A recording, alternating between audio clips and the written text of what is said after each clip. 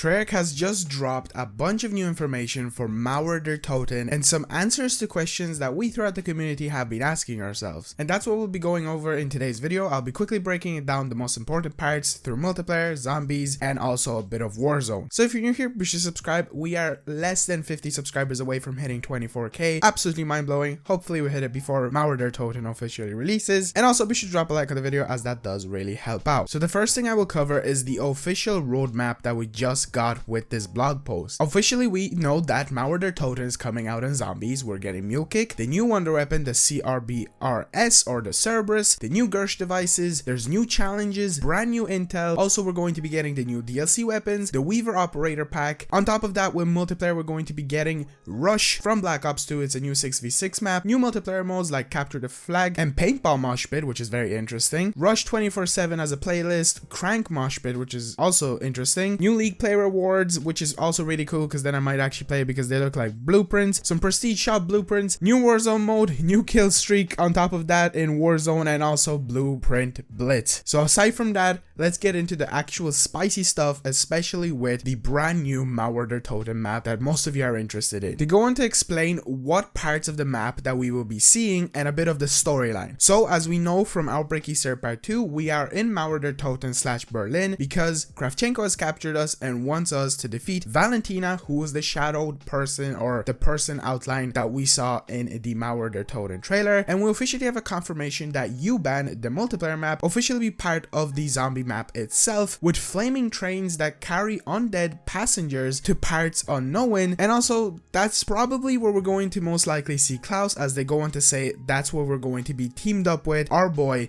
Klaus. Another interesting thing that Treyarch goes on to say is that they will confirm the official skill tiers for Mule Kick in tomorrow's blog post. So that's going to be another video tomorrow that we're going to make. We're going to break down the official skill tier, actual announced tiers, because I know that they've been leaked. Don't know if they're 100% true. We have to take everything with a grain of salt until tomorrow. So be on the lookout for that. They go on to explain the new Gersh devices and that they will be purchasable and craftable through multiple different round-based maps and even Outbreak, which is really interesting because this will really spice up the meta in my opinion. It'll be pretty cool because you'll not only be able to jump into them, and I wonder how far it will teleport you in, for example, Outbreak, but also you'll be able to suck up zombies, which is, I don't know if you've ever used the Gersh devices on the previous Call of Duties like Black Ops 3 and Black Ops 1, but they were very useful and just fun to have with you and very reliable. I wonder what kind of range they'll have because they do look really small from the image that we have. They go on to say the new CBRS starts off as an energy-based pistol with an orbiting repeater that fires an extra shot when you fire. To upgrade it into its 3 additional variants, you'll need to recover special mod kits that drop from zombies that will attach onto the CBRS to transform it into a completely different weapon. So this basically kind of confirms how we'll be upgrading this. This won't be exactly a look around map situation and gather these parts. I feel like this will be more like the Mangler part that you get with the Reiki on Firebase Z, where you have to find that specific ammo attachments and you need to charge it up. So I feel like that's what it's going to be most likely like with the CBRS, probably from a certain round. They also go on to confirm how we are going to be getting the CBRS. Either you complete a quest like on Firebase Z, prove yourself in the trials, also similar to Firebase Z and the Machiner, where you can get the wonder weapons and also Outbreak, or you can get it from the box. So it's a similar situation that we had obviously on the previous maps, and that's pretty cool in my opinion because that will give you a different way of obtaining this wonder weapon. I hope it's as easy as the Reiki from the trials to get them on legendary. They go on to say that there's also going to be new challenges that will reward you with several calling cards for your profile and tons of bonus XP as we've seen in the past. This includes unlocking the Pack-a-Punch machine, traveling to every area in a single game, collecting various sets of intel, and more. Basically the things we've seen in the past, which is pretty cool because obviously having more XP is really nice. And obviously by completing these, you will be getting an animated calling card specifically for the map. You probably also have to collect intel and other things like that. And that's currently all we know about zombies specifically, apart from Onslaught. I'm gonna skip Onslaught because not everybody's playing that right now. Not everybody has a PlayStation, and I feel like some people always get annoyed when Onslaught is mentioned or even gameplay is shown. I do apologize for the background gameplay. But they also go on to explain when we will be seeing the brand new submachine gun in game, and that is on launch. That is probably one of the coolest things in my opinion. I really enjoy getting new weapons. As you know, we always go for Dark Ether on them. We always try to make a guide for you guys to unlock them as fast as possible. So do be expecting that obviously after I try out Toten Toten for the first time. But this is going to be a full auto submachine gun with an impressive firepower at close range with good visibility visibility when firing, reliable recoil control with smaller magazine size. Also, we get a confirmation that the mace melee weapon will be also obtainable later in the season. I'm guessing a few weeks later, like 2 to 3 weeks max, because the season will only last for another 3 weeks. Also, they go on to talk about when the Weaver skin we're going to be seeing it, and that is going to be most likely towards the first week of season 4 Reloaded, in my opinion. That's what I'm guessing. And they also go on to say that there's going to be a pet finishing move, and from the image that we see is a zombie. So I'm really curious if the pet that we're going to have is going to be an actual zombie itself as a finisher, a zombie that will go up and kill the player that you're